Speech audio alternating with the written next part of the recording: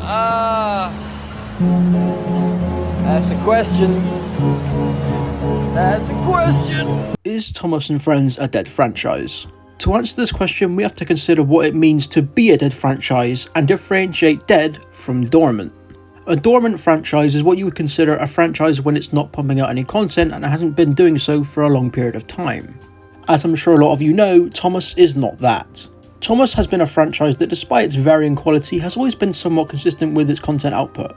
While back in the early seasons there was a few year gap, since season 6 in 2002, there has been a brand new season of Thomas every single year, with a whole movie coming out every year too since 2008. It's because of this that the content we were given was never guaranteed to be good.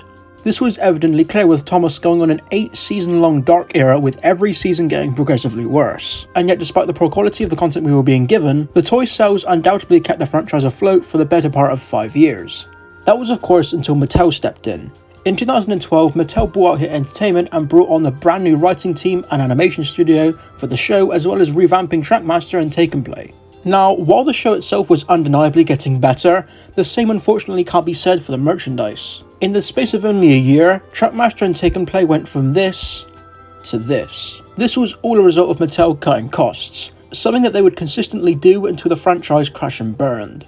Speaking of which, as the seasons continued, Mattel continually cut costs until Wooden Railway looked like this, and Take and Play looked like this, leading to them essentially isolating not only the fans from the merch, but kids too. Because despite what Mattel thinks, kids are not going to want to buy this. It's around this time in 2018 or so that Mattel announced that they will be revamping the Thomas brand once again to Big World, Big Adventures. And well, we all know how that went down. The animation got considerably worse, the distribution of the show itself was appalling, so much so that the debut movie of this revamp was only shown in America once in its premiere year and wouldn't get a DVD release until a year later. The show itself airing at an extremely inconvenient time for both fans and kids at a 6 AM to 7 AM time slot, the list goes on.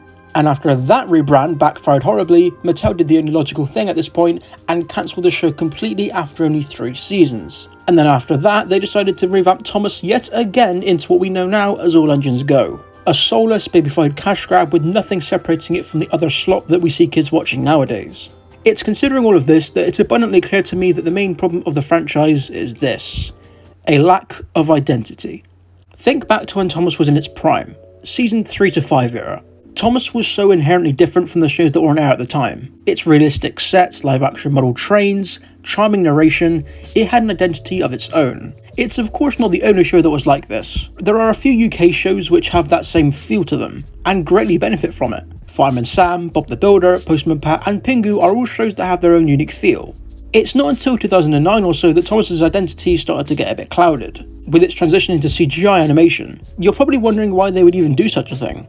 Part of Thomas's appeal was its stunning practical effects, and while I'm sure they would have liked to continue it, there was one big problem with making the model series. It was expensive, with each season on average costing around £1.5 million or $1.9 million. And I think another point to bring up which connects to the point of the lack of identity is just how out of touch executives are with kids nowadays. To executives, the flashier and more energetic something is, the better. This is something that is so clearly painted to us in not only Big World Big Adventures, but with the dream sequences making the engines anything but steam engines. Completely taking away the appeal of the show, by the way. Engines now have fantasy sequences where they are superheroes, rocket ships, flying, super cool. Like, isn't this show about trains? They also added the bouncing, because God forbid we have characters be static while talking. No, that would be boring. The thing that annoys me the most though is the fact that there is living proof that you can make a slice of life kids show work within a modern day television. And that is Bluey. Arguably the biggest kids show in the past 10 years, and it's the most simple thing ever. Anthropomorphic dogs just simply existing in their world with no huge scale or flashy effects or anything like that. You want to know what that reminds me of? Thomas the Tank Engine and Friends. Now, what is the current state of the franchise as of when I'm recording this video? Whether you want to believe it or not, All Engines Go is kind of doing well for Mattel. It's been greenlit past its first order of episodes and 2 specials, and in that regard, you could technically say that it's not really a dead franchise. For me personally though, I do consider the franchise dead. Not in a bad way per se, but I believe its time is up. It's way past its prime, and if I'm being honest, I think it should have ended a lot sooner. I know this might come as a surprise to a lot of people, but I personally think that Thomas should have ended at Magic Railroad. Not only does that movie have a very finale-esque last scene, but given the irreplaceable damage it did on the franchise, I think wrapping up the show there would have been for the best. There's of course other pieces of Thomas media that could have served as the finale. Three Cheers for Thomas is the one that most people go to, but The Great Discovery was also a really good opportunity for a jumping off point, so to speak. To call it a long story short, I don't think Thomas is a dead franchise, objectively speaking. However, it is most certainly a dead franchise to me. If we're lucky, we might get an 80th anniversary surprise, but I'm not holding my breath. Thomas still has some cool things coming out, don't get me wrong, and the fans are keeping this franchise alive much better than Mattel, but despite how much I love this franchise, I can't help but feel sad knowing the Thomas we fell in love with is probably over forever. Hey guys, so Sean asked me to do a completely raw thing of why I think Thomas failed, and I've got a lot of reasons and thoughts as to why Thomas is shit now, but I think the biggest one is they tried to make him anything but a train. So if you look at like the TV show and stuff and the toys, you'll notice a lot of it is very irrelevant to what trains actually do, like Plane Thomas, or Thomas's Dragon Escape, or Thomas's Dynamite, whatever. They're just one-trick pony kind of like train sets that don't feel at all like they're meant to be with trains, you know? You'd expect something like that with like fucking Hot Wheels or something, but the best thing about Thomas toys is it's just a train and a piece of track. And you could do fucking anything with it. If you look at some of the random-ass take-along sets that were coming out when me and Sean were kids, you've got, like, fucking Thomas and Duncan with a bridge and, like, a barrel loader. It sounds random as fuck on paper. Like, who's gonna want that? Who's gonna want just Thomas and Duncan yet with his clapped white Vans wheels, bro? But that's the beauty of it, you know? They rely on the kid to make up what's happening. You could recreate stuff from the show, like you could recreate scenes at the wharf if you put two tracks next to each other. You could do the rolling river bridge scene from The Great Discovery, because you get a bridge in that set. But you could do literally fucking anything. You could do like Duncan gets stuck up the hill and Thomas has to help him, or Thomas is about to fall off the bridge and Duncan has to help him. Or just them working together delivering barrels, you know? It doesn't have to be like a super deep plot. It's just the best thing a toy can do is to let you use your imagination. Look at something like Lego. Lego is $1 billion company because it leaves the consumer to do whatever the fuck they want with it. You can obviously follow the instructions, but if I want to spend £700 on a Lego Millennium Falcon, I will build a microwave out of it. And as for the show, the biggest issue, again, is they want to make Thomas anything but a simple train. Like, even Britt Allcroft, who I have some strong opinions about, even she knew that Thomas was a train, you know, and that's why the show stayed good, even when she took over and then Wilbert was like, fuck this, I'm out. She knew that Thomas was still a train.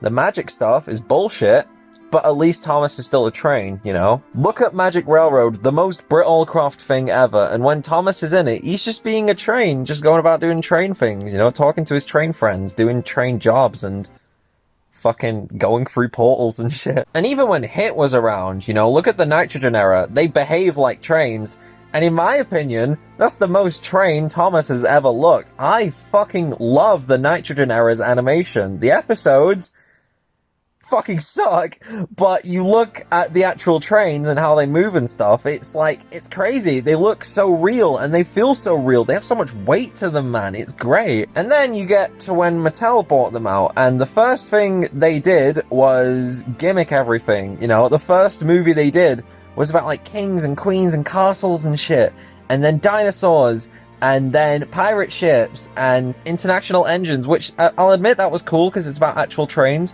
But what the fuck does dinosaurs or pirate ships or fucking kingdoms and shit have to do with trains, you know? Not to mention, it feels like the way they handled Thomas, they did it intentionally so they could downgrade everything to the point where the only people that can save it are the people and the higher-ups who can make Thomas whatever they want, which is how we ended up with All Engines Go. Like, putting Thomas on Netflix, that's a fucking no-brainer, you know? Have you've seen how popular Cocomelon is, dude? That's like one of the biggest kid shows in the world just because it's on Netflix. It's got billions of views on YouTube. Why didn't they just put the episodes as they came out on Netflix and then did them on YouTube? Because, you know, you can make good money off YouTube, especially with, like, an actual brand, you know? You've seen how much they upload. They wouldn't upload that much if they didn't make decent money from it. But, like, if you're gonna take Thomas off PBS Kids, which is, like, the biggest kids channel in America, where Thomas is, like, making the most money from, then put it on something that's gonna, like, at least give out or give us the same amount of content and revenue, you know? It was fine in the UK, because they've been airing Thomas on Milkshake since, like, fucking wow. They've been doing that since I was a kid. I remember watching season 11 as it was coming out on Milkshake, bro. And then watching, like, season 21. That was, like, the last season I kept up with. It's crazy, man. It's crazy. The point I'm trying to make is that we wouldn't be having any of these issues if the people who can make these decisions weren't fucking stupid. On a real, like, since being in the fandom, I've been keeping up since 2016. Like, The Great Race was coming out as, like, I was getting back into the fandom and everything. But I've been watching, like, obviously forever, you know? Even when, like, all my family thought I grew out of Thomas, I was like, nope, fuck you, I'd still watch the new episodes. I lost my shit when Duncan came back. But watching what many consider one of the greatest children's shows of all time, and it's one of my favorite shows ever, you know, like I've just said, I've loved Thomas since, for as long as I can remember, you know, I've had the Thomas toys, I've been fucking mocked for liking Thomas for that long. And just watching it become what it has become is really sad.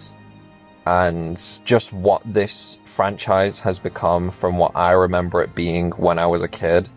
Like, I can still remember, like, going into toy shops and there's, like, an entire fucking aisle of Thomas toys, and there's, like, all the characters you can get.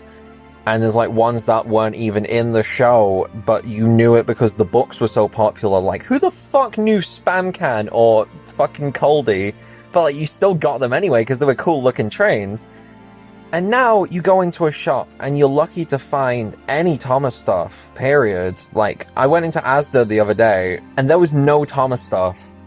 And it only just clocked to me, how long hasn't there been Thomas stuff in here for? Point is, you don't realize how much you miss something until they're gone, or how much you care about something.